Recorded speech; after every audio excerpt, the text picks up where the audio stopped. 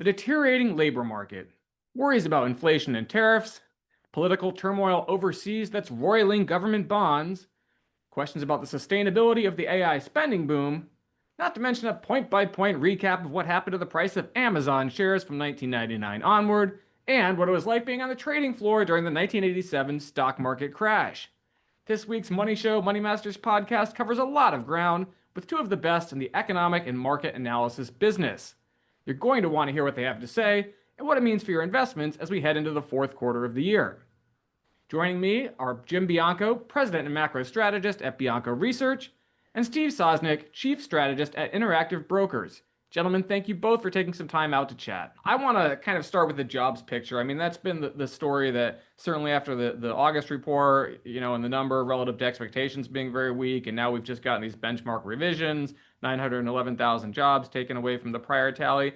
What are your thoughts on where the labor market stands, starting with you, Jim, and what do you think it's going to mean for markets moving forward?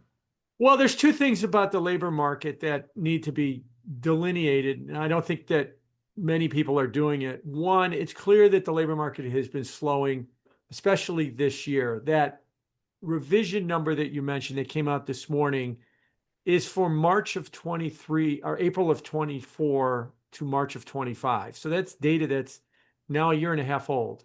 And it won't get applied to the data until February of next year anyway. This is just a preliminary estimate. And these preliminary estimates do change, and they can change quite a bit. But the labor market has been slowing, and the jobs market has been weakening. But I'll say to you that that's like the irrelevant number right now. And what is the more relevant number is the population growth of the country has been dramatically slowing in the last 3 to 4 months because of the closing of the border. That matters a lot.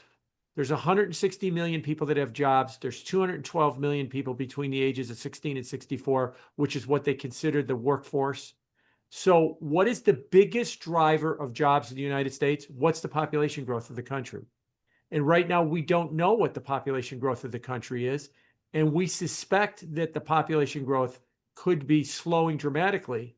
And we've got estimates. Goldman Sachs is now saying that 41,000 jobs is all we need to make in order to meet the current needs of the country. There's other estimates by the St. Louis Fed that's down around 30,000. American Enterprise Institute is arguing that it might be down around 0. So here's the uncomfortable question. Jobs market is slowing. We printed 22,000 jobs. Guess what? That's enough jobs. Fed doesn't need to cut rates. We're okay with 22,000 jobs if we have no population growth. And the reason I put it out that way is almost nobody's talking about the second half of the equation. Because for decades, we never had to talk about the second half of the equation because we've never seen population gyrations like we have in the last few years. First, the big influx of people coming in, and now the dramatic slowing of people coming out.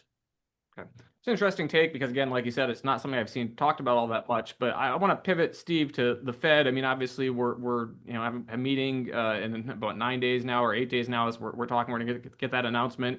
The rate futures market was somewhere in the realm or pricing in 100 bips in cuts, maybe between now and early 26. Do you think that that's overdone? Do you think that's underdone? Do you think it's accurate? Kind of what is your thought on policy?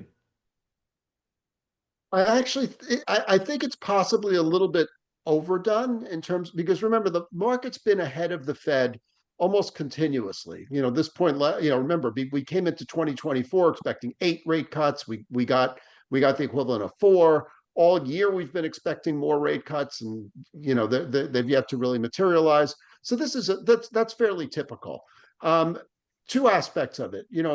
Jim's points about the labor market, the sort of the stasis being okay, are important. Although it is interesting to note that people, older workers are leaving the workforce as well. I have a feeling that might have something to do with the fact that they can afford to do so because, in many, arguably, the stock market is helping them do that. But also, manufacturing jobs are lower. There's a lot of weakness underneath the numbers. So the labor market is certainly at best questionable. But the flip side is the other part of the dual mandate, stable prices, sort of lost in the shuffle, in the enthusiasm at Powell's Jackson Hole statement, with him more or less pivoting from tell me why I shouldn't raise interest, tell me why I should cut interest rates, to tell me why I shouldn't cut interest rates, which is of course meaningful. But the FOMC statement was changed basically to say the inflation target is 2%, not something over 2, not a 2 handle, it's 2. And that's not where we're trending now. The last 4 core PCE numbers, when taken out to 2 digits, have all been to the upside. We're going to learn from PPI and CPI this week. And if that follows the trend, or even if they come in as expected, that puts us at an annualized rate over 2%. And I'm not necessarily talking about the 12-month number, because that's 11 months of stale data. I'm talking more what the economists prefer is 3 or 4 month, annualizing 3 or 4 months data.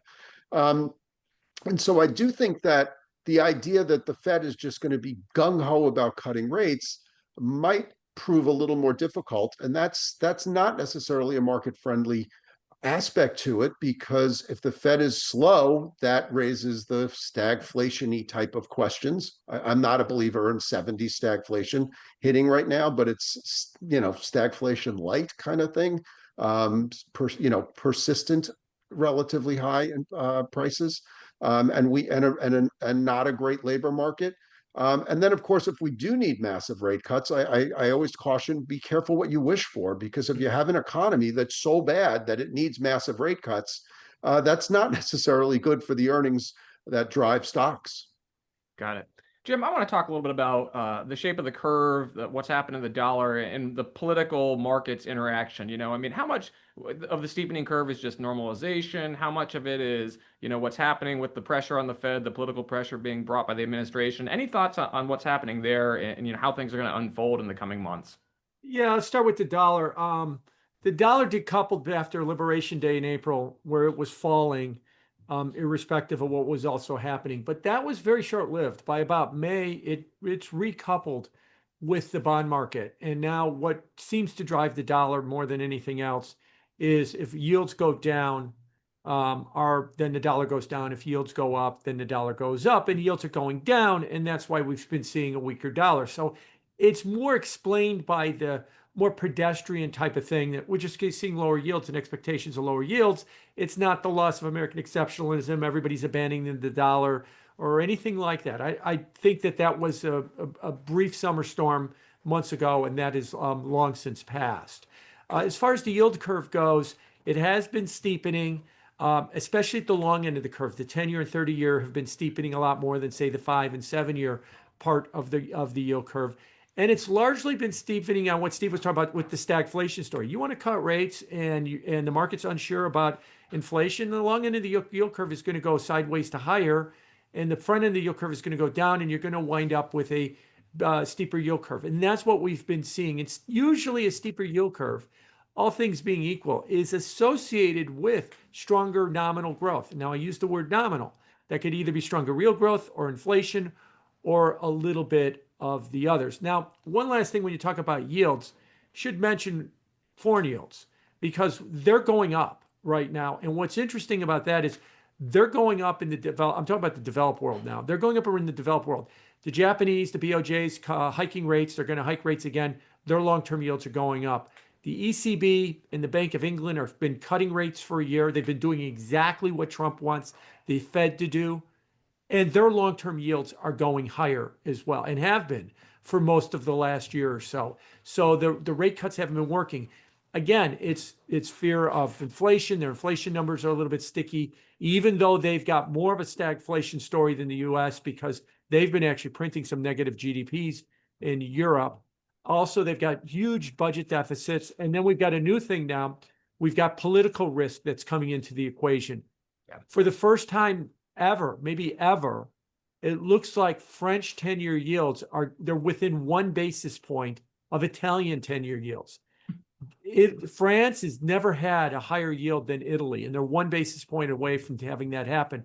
And that's because there's tremendous political risk right now in France. Their government has fallen again. Their prime minister was kicked out. That Macron's going to have to appoint the 4th prime minister in the last year or so that the political risk is taking its toll. Now, why did I bring that up? If Europe is going higher in yields, Japan is going higher in yields, all things being equal, it will be a negative for the US. It will drag the US higher because developed country yields tend to move in the same direction. Not always, but more times than not, they tend to move in the same direction. Got it. Steve, I want to pivot to you and talk about the equity markets here. I mean, this was supposed to be, everybody was sort of wringing their hands. It's August, September, seasonally weak. You got to worry about and maybe take some risk off the table. Yet we've been hitting highs. I mean, US markets are underperforming foreign markets, but in general, equities have shrugged off a lot of the threats. Why do you think that is? Do you think that's sustainable? And kind of how are you looking at things as we get closer to the fourth quarter? Well, I mean, to some extent, there's the wall of worry idea that we've been climbing, and this market has been basically Spider-Man when it comes to the wall of worry. Just shimmy right up that wall. But overall, also, I'm only a believer in seasonality up to a point. Yes, there as the calendar starts to shift, I think it's natural for people to start to, at least institutional investors, to think more about capital preservation rather than strictly on returns, or add some risk aversion to the massive risk assumption that we've been seeing in markets overall. So that's relatively normal. But while September is clearly the worst month of the year, when you look back over a 25-year period, there are 4 months that have averaged lower returns. I don't have it right in front of me. I think it's January, February, I believe it's June, and certainly September. And September is by far the worst. The other three, are somewhere just slightly below zero. September's average is about 1.5% lower. But here's the thing about even September. Out of those 25, 12 of them have been higher. 12 of the average returns. So your seasonality here is a coin flip at best. 12 out of 13 obviously is 12 out of 25 obviously is just under 50%. Now, last year with a 2% rally, we wiped out 5 straight bad Septembers, and those clearly are sticking in people's minds. But it's not, I don't love seasonality because it's one of those things that works until it doesn't. I think it's a guide, but it is by no means a hard and fast rule. There are other things to keep in mind. I think right now I'm hearing a bit more chatter about return of investment, of the money that's being spent on AI. If that becomes more of a theme, that could weigh on the markets because we're so dependent upon the AI trade. But that's really just a sort of a groundswell and undercurrent at this point. So I think so much more depends on our old friends Momo and FOMO, and what our friends at the FOMC choose to do in response to the various topics we've been discussing. Okay. The next question, I guess, is kind of for either of you who'd want to take this. I mean, you mentioned tech and AI and whether there might be some loss of momentum in that part of the market. I mean, I look at things like the yield curve doing what it's doing. You would maybe argue that might be powerful for financials as sort of a driver. What are your thoughts on from a sector standpoint, how things shake out again as we kind of get towards the tail end of the year and people start placing bets for 26? Oh, there's a lot of ways you can go with that question when you're talking about tech. I'm always reminded of the famous Bill Gates quote from the late 1990s, which was so true and applies today, that any technological innovation over the next couple of years will deliver you less than what you expect. And over the next 10 plus years will deliver you more than what you expect. And I think that totally applies when it comes to AI, that what all of this data center and infrastructure build out, the expectations of what we're going to get out of it in terms of profit, productivity, and the economy and the like is going to underwhelm us. It's going to be less than what we expect. But over the next 5 to 10 years, I think that AI is going to be as revolutionary as the internet itself, if not bigger. And I am one that thinks that, I've read estimates that up to a third of jobs in the current economy could be affected by AI. And I think that might be right. But I don't think that's going to happen immediately. And so the big thing that the market has to deal with is these companies are going to be dumping hundreds of billions of dollars into AI investment, and they ain't going to get anything out of it in 26 or 27 or 28. Maybe in 2035, it'll be a gigantic home run if they're the winner. but for the next couple of years, there's going to be very little. And I think that reality is starting to come into the market right now. And you just don't want to buy them all up because there's going to be winners and there's going to be losers. You can look at all the big AI spenders, and you're going to have to also make the case that a couple of these are going to fail and a couple of these are going to be huge home runs. And which ones are they going to be? And they're spending gigantic sums of money in order to try and be the winners. And it's going to be real hard to figure out which ones are going to be the winners and which ones are going to be the losers. Steve, what would you add to that since you brought up the topic up a little bit ago? Sure. I mean, I think we're along the same lines here. I mean, for better or worse, we're all kind of veterans of the 1999, 2001 era. And I'll stipulate, as Jim raised the point, the internet was everything that the most exuberant futurists were saying about the potential of the internet. It came true, but it didn't come true for several years. Bill Gates was right on this one by saying it in the late 90s. And a lot of the big winners, as we know from that era, did not prove to be big winners. And remember, of course, the most successful internet companies of the present didn't exist then. Google didn't exist. Meta didn't exist. Microsoft was considered an also-ran. So some of these things, life has a way of changing. You think about someone asked me recently about the Nifty 50 stocks, and those were such one decision stocks, like tech stocks that were going to lead forever, like Polaroid and Kodak and Xerox, and need I go on? So the technology has a way of changing, and it's very unpredictable. And so I think, as I start to read more, there was the MIT study that only 5% of money spent by end users on AI has yet to pay off. There was another article I read in the Atlantic yesterday, it just came out this week, that, in an early study, they asked coders, how much productivity they thought AI was going to add. And, one estimate was 40%, another was 20%. The reality was negative 20% because AI, as of now, still requires humans to realize that where AI makes mistakes, and it does make mistakes. Will it make those same mistakes 10, 20 years from now? I doubt it. But so this is part of it. So it's a transformation, but we've priced in the full transformation. The other thing to keep in mind here is the capital spending that's going on in AI is a huge contributor to GDP. And the earnings and from these companies, from the big winners so far, and the market capitalization of these companies is such a huge percentage of the S&P 500 that we're very susceptible to a decline. And we did see a real world example of this in April when stocks fell. The bigger the stock, the worse it was. Like the Mag 7 was worse than NDX, which was worse than SPX, which was way worse than the equal weighted SPX. So, this is not to say the sky is falling, but if there's this rationalization of at least the questions being asked of how is all this money being spent? Is it going to keep increasing at this rate? And how much is the market depending on that increased spending?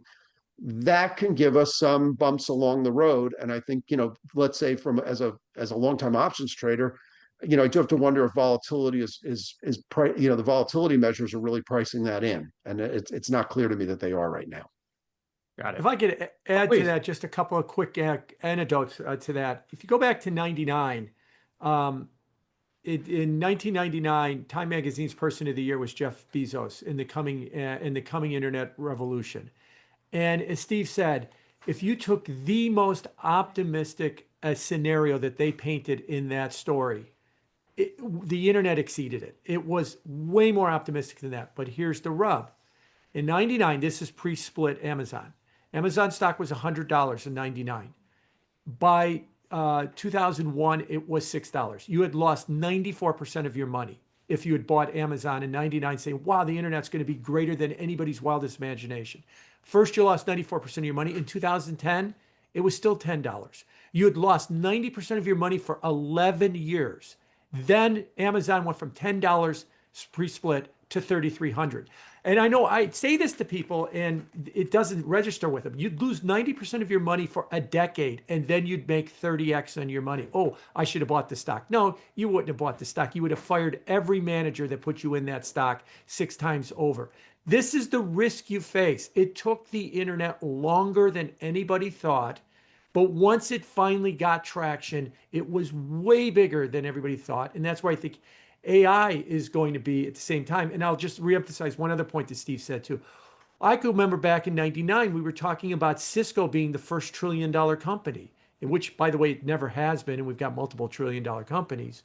And that's because they were making the switches and the routers for the internet. They were the overused Wall Street term, the picks and shovels play, the hardware play. It's never the hardware play that really makes you all the money. It's the content play. It's when you invented Google and eBay and Facebook. And what do you do with the internet? That's where you make the big money. As far as AI goes, we're still in the infrastructure play. We're still buying NVIDIA. We're buying everybody who makes the chips, makes the stuff for AI. What's coming is companies that don't exist yet. The content companies that say, now that we have AI, what are we going to do with it? Those are the companies that you're going to have to wait for. And that's when the realization of this technology will really come to fulfillment. Got it. That was if you don't mind, that was exactly going to be my next point. Was the best AI company is probably being developed in a garage somewhere, maybe in Silicon Valley, maybe in Kansas, maybe in Chongqing. I have no idea, but that point is very important. Is I think the ultimate winner in AI is probably yet to be acknowledged or even yet to exist. Sorry, and that company, they still might be in school. The guys that are going to develop that company. Oh, absolutely. Right, they might be in gym class right now, for all we know. Yeah. Exactly. Yeah. Well, I'd be remiss. I love the discussion of the super high tech part of the market and the future forward part of of what's going to happen down the road. But I have to just briefly pivot to one of the oldest industries, dirtiest industries out there, and that's things like mining, metals. We had another mega merger in the day we're recording this $55 billion tie-up. Metals have been phenomenal performers.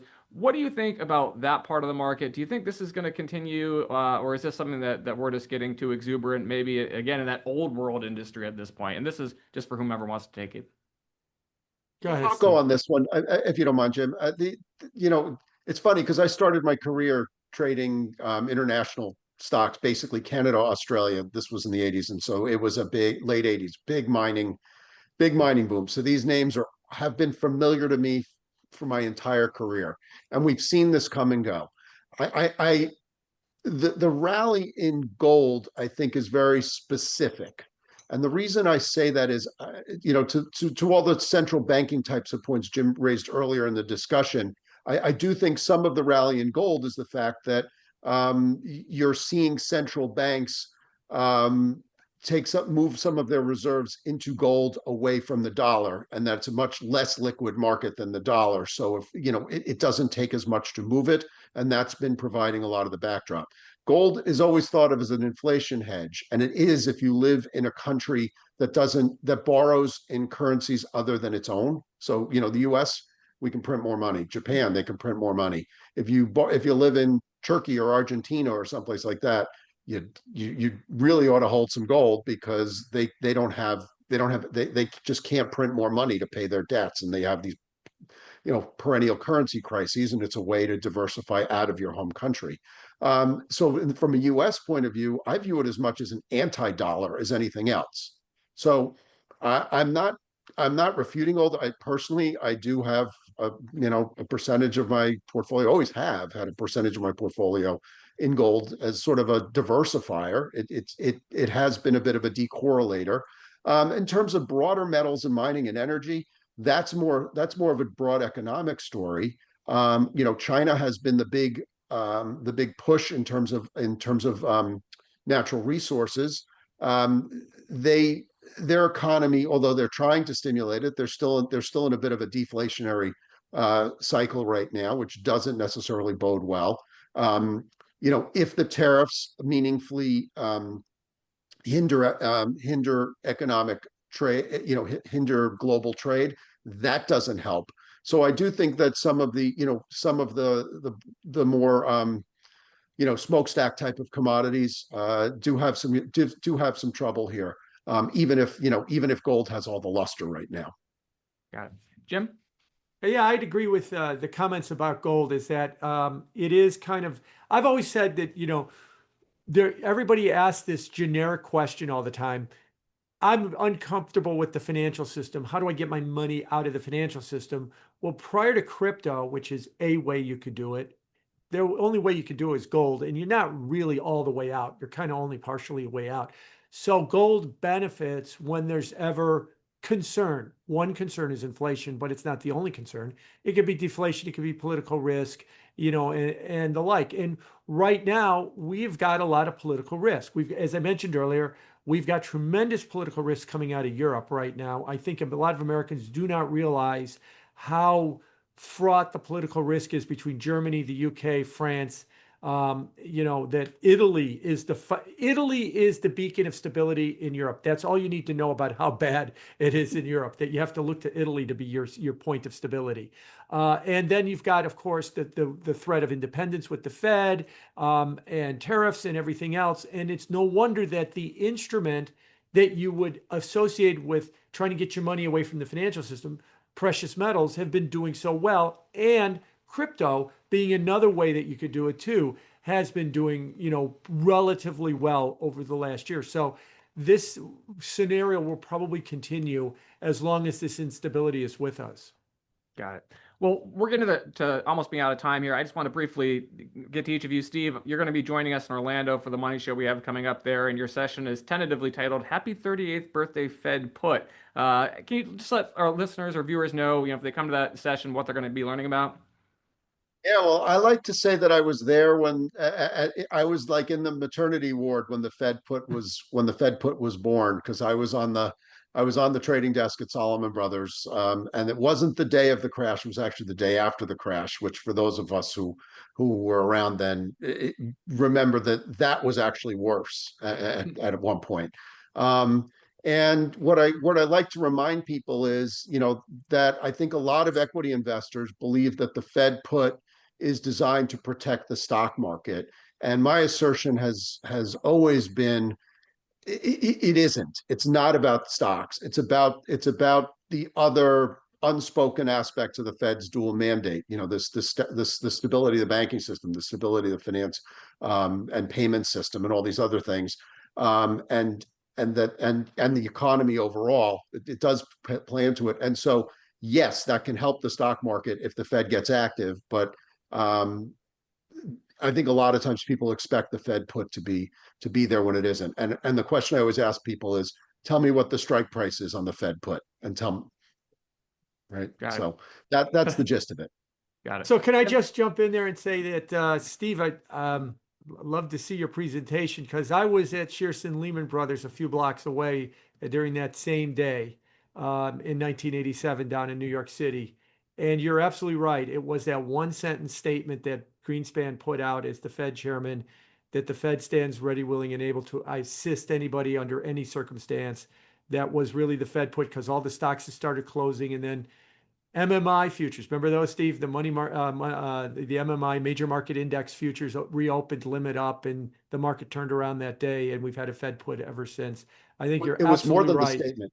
Yeah. It was more than the statement. It was basically, I don't want to go into the whole thing right now, but the Fed basically backstopped Solomon Brothers, Goldman Sachs, and Morgan Stanley, and said, and the Stanley Shopcorn came out, cigar smoke emanating out of the room, and it was, I want all you, and I'll leave some of the saltier language out, figure out what it would take to open your stocks that are basically offer only, and just stick a bid out there for them.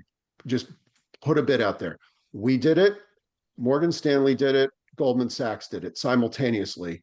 At the same time that Greenspan made that statement, that was all the market needed to, that was what the market did. We actually bought very little. We didn't buy nearly, that much stock then, because just in those days on a floor, everybody shows up with that question, or NASDAQ where everybody was just fleeing, off the bids and just leaving them there and buying stuff. that was enough to get the market turned around. But boy, was that scary, because it really did Y- feel like the financial system was going to come to a halt. And I don't I, hope we I didn't go too far. I'll expand on this in our talk, Mike. Sorry, yeah, Jim. Mike, I'll just say real quick. I think that that's an excellent topic because this event, the day after the stock market crash in '87, is an extraordinarily important event in financial market history that needs to be appreciated. Yeah. Well, listen, I mean, fascinating discussion here. We've covered a little bit of everything, market history, gold, stocks, AI, wonderful time. If you're watching this, viewers, the reason Steve and Jim are joining me here, both of them are going to be speaking at our upcoming events. We've got Steve at the Orlando Money Show, which is set for October 16th to 18th at the Omni there in Southwest Orlando. And we're fortunate to have Jim joining us for the Sarasota Symposium event. That's going to be December 1st to 3rd at the Ritz-Carlton here, downtown Sarasota. Gentlemen, again, thank you so much for your time. Looking forward to talking and catching up with markets at those events. Thank you.